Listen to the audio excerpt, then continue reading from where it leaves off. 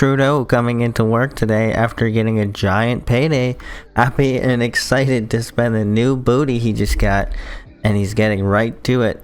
And I'm not talking about his personal paycheck of $400,000 a year. On est ici aujourd'hui pour parler de ce qu'on fait pour soutenir les enfants et les familles.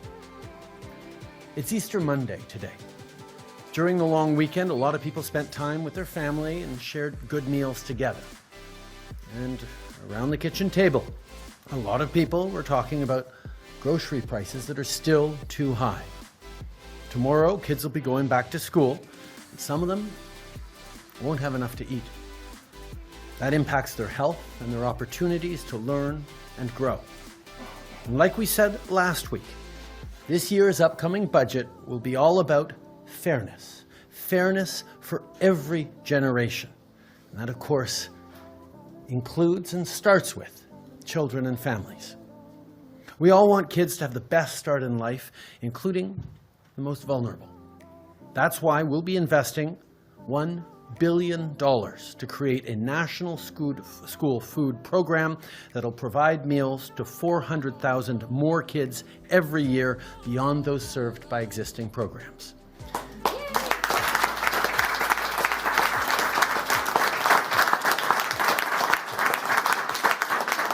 We'll work with provinces and territories and Indigenous partners towards ensuring every child has the food they need.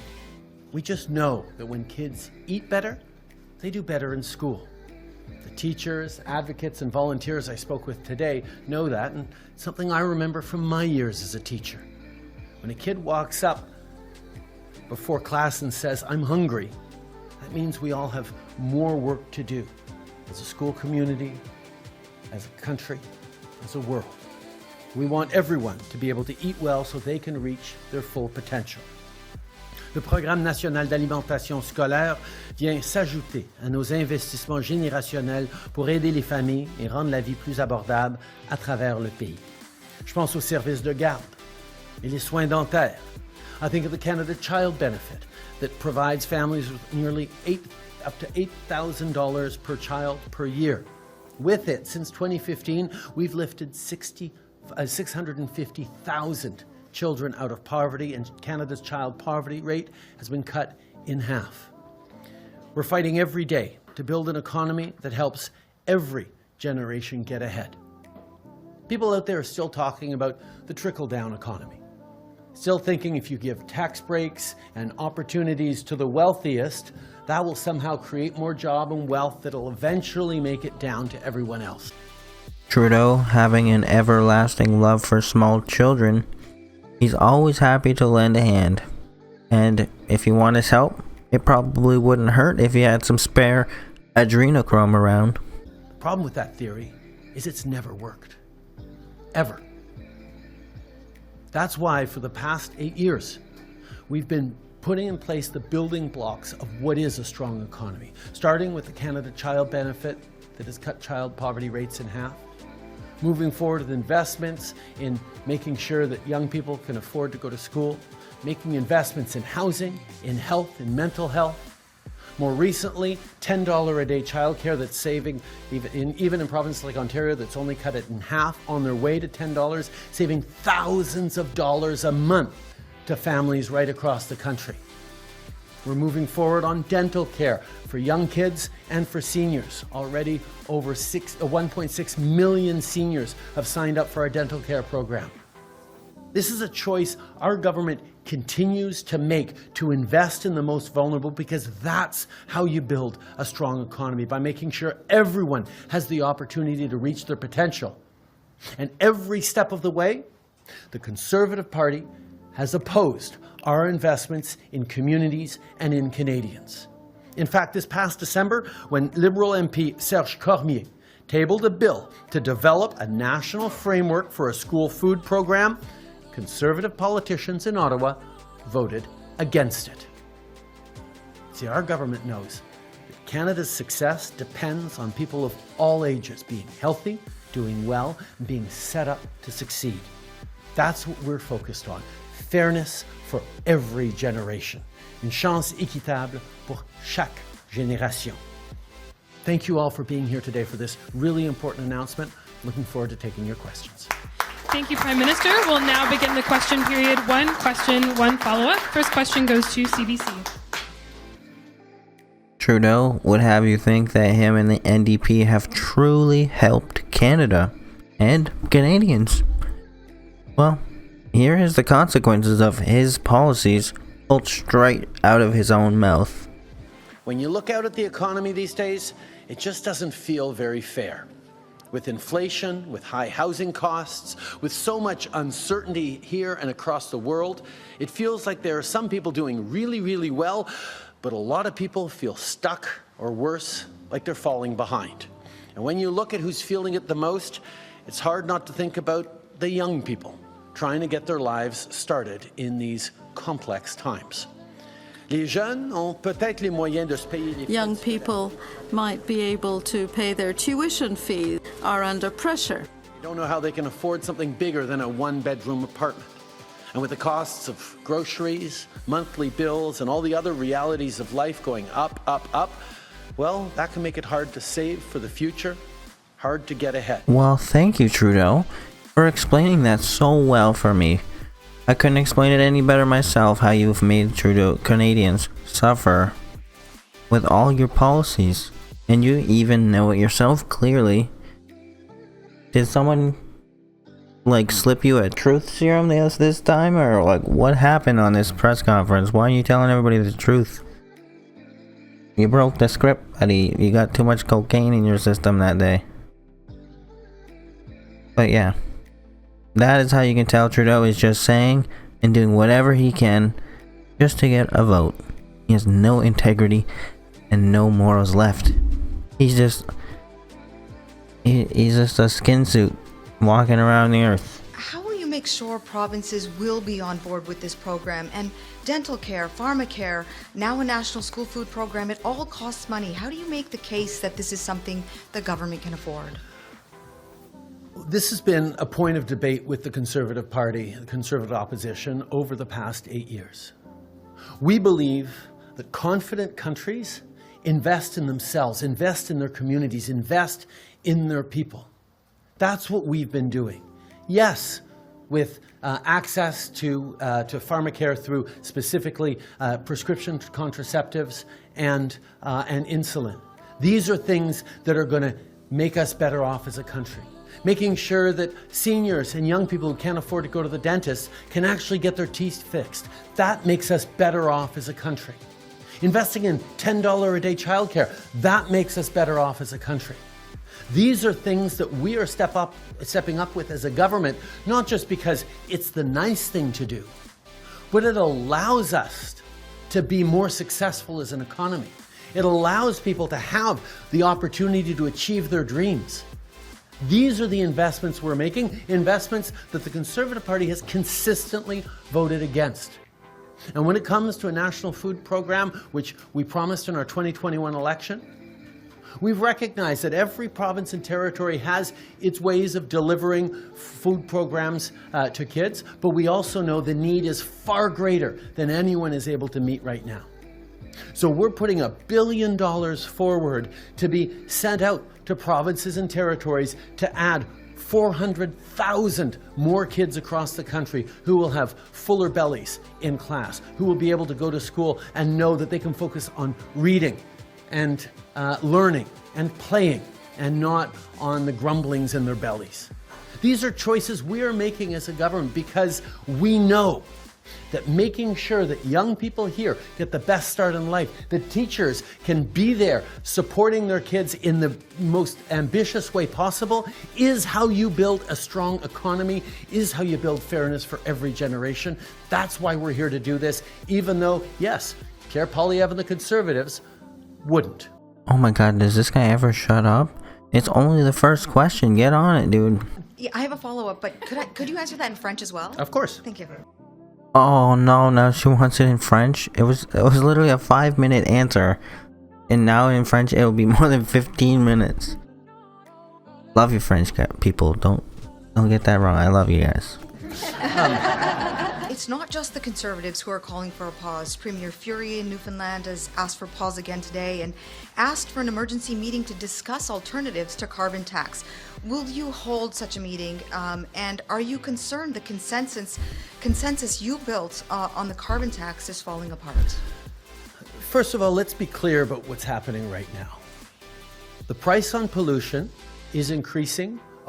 On the federal carbon tax, it's not just the Conservatives who are calling for a pause. Premier Furey in Newfoundland has asked for a pause again today and asked for an emergency meeting to discuss alternatives to carbon tax. Will you hold such a meeting? And are you concerned the consensus you built on the carbon tax is falling apart?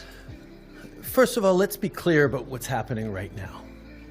The price on pollution is increasing along with the Canada carbon rebate.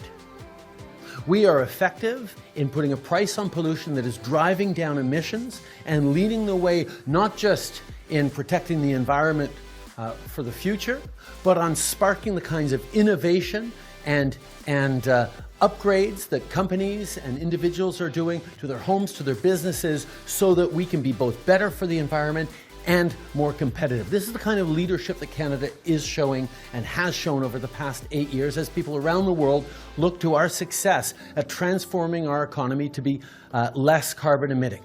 We have a big plan on fighting climate change, but the price on pollution is a full third of that plan that makes a huge impact. But at the same time, we know that if we're putting a price on pollution, the cost cannot land on ordinary families across the country, which is why we're delivering a Canada carbon rebate that puts more money back in the pockets of 8 out of 10 Canadian families across the country in regions where the federal backstop applies to help with affordability. So we're both fighting climate change in one of the most efficient ways possible and putting more money back in people's pockets with checks that arrive 4 times a year. The next Canada carbon rebate check is arriving on April 15th. So it's money in people's pockets while we continue stepping up in the fight against climate change. Personally, I swear when they say transform our economy, they mean communism is coming. And when they say cut down climate change, they mean they want to cut down the amount of people alive. Who knows? And the carbon tax, either it's a wealth transfer for elites, or it's the start of a communist, socialist type program that you got from Xi himself, the leader of the Chinese party. That's what we're doing. Now, Pierre Poilievre and the Conservatives are actually getting in the way of delivering the doubling of the rural top-up across the country. We committed to double the rural top-up for the Canada carbon rebate from 10 to 20%, but that's being blocked by the Conservatives, who are preventing money from getting in the pockets of Canadians right across the country who need that money, with the cost of groceries, with the cost of living going up right across the board. So anything that Pierre Poilievre and the Conservatives are talking about, worried about affordability or worried about climate change, is simply false. Because they're blocking climate action and they're blocking money in people's pockets. And from the very beginning, we said that this is a federal backstop. We need the entire country to reach a similar level of stringency, of ambition in fighting against climate change, both because we need everyone to do their part, but also because it has to be fair right across the country. Wouldn't be fair for one region to have to pay more than a different region, which is why we brought in a federal backstop. A number of provinces said, no, we're going to do our own system or keep up with our own system. British Columbia, Quebec, even the Northwest Territories have their own approach to pricing pollution, which is just fine. Every other province has the opportunity, if they want, to create a system that is equivalent to what BC, what Quebec, and what the federal backstop is. Every province has had many opportunities to do that, and we're always open to work with them on a way that will put a price on pollution, will support families, but mostly will reach the same level of ambition of everywhere else across the country. So all those premiers that are busy complaining about the price on pollution, but not putting forward a concrete alternative that they think would be better for their communities are just plain politics. Every province has the opportunity to put forward its own plan as long as they are fighting climate change to the same level that we're asking all other Canadians to do. That's what a federal backstop is. But we're not seeing detailed plans from the premiers on this. They'd much rather try to complain about it and make political hay out of this. But Canadians know we need to fight climate change, and we need to be supporting people with more money in their pockets.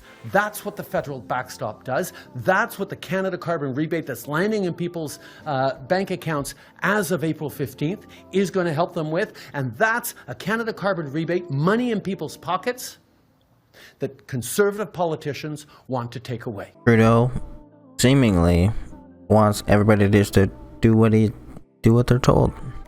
And he, in the past, has signified that as well. If you don't do what he tells you, he will come after you. And he is directly suggesting that he hates having opposition. And of course he wants Pierre to stop going against him so much, like Aaron O'Toole say. Thank you. Next question. Hi there, Prime Minister. Good to see you. Good to see you, Wyatt. I'm going to switch gears for a moment here. The pro-Palestinian protests across the country have been prompting quite a bit of discussion, I think it's fair to say. You have some members of your caucus, like Anthony Housefather, who said he's both thinking about it and reflecting on his future within the party. But then at the other end of that, you also have a very large many members, who are openly calling for a ceasefire. So I guess how do you, as Prime Minister, kind of balance such a polarizing issue, not just within your caucus, but within the country? Well, I think you struck it exactly right. These are really difficult times and really difficult moments right across the country, where people have are feelings of anger, feelings of grief, feelings of fear and concern, and very difficult conversations happening in communities across the country. I think it's sort of important that our political parties can actually be a reflection of the kinds of conversations going on in communities across the country. And it is a very good thing that we have both significant number of Jewish MPs and a significant number of Muslim MPs in our political party, because that allows us to have conversations that are the reflection of the kinds of conversations going on out there across the country. It is an incredibly difficult time. People are filled with senses of grief, of powerlessness, of anger, of frustration, and of course, people are allowed to, and we will always defend their rights to go out and express themselves and share their concerns and their anguish with their fellow citizens. It's an important right that all Canadians have. And we're going to continue to make sure we're having those conversations in a way that eventually brings people back together.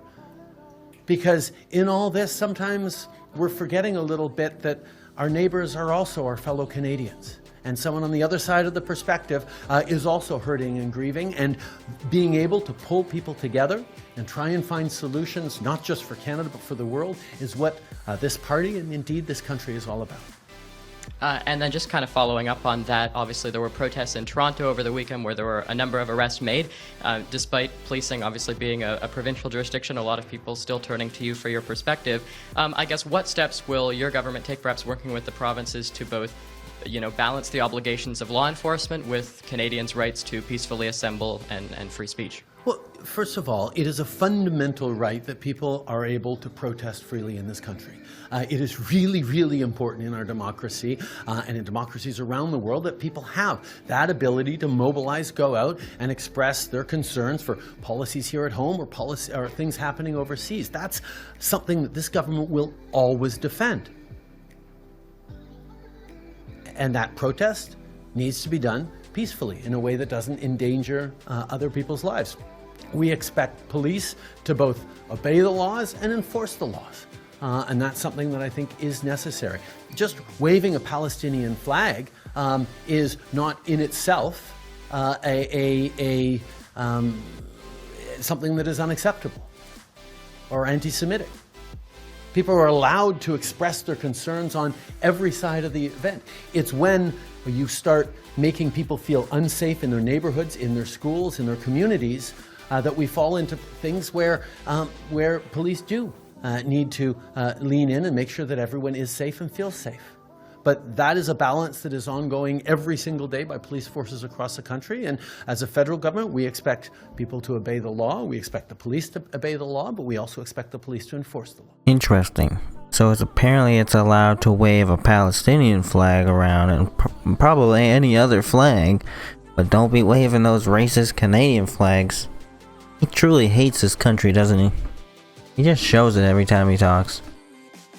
Go to China where you love to live, man. Like, just get out of here. What the hell? Comment, like, and subscribe. We'll see you in the next video. And join if you can. You've been served.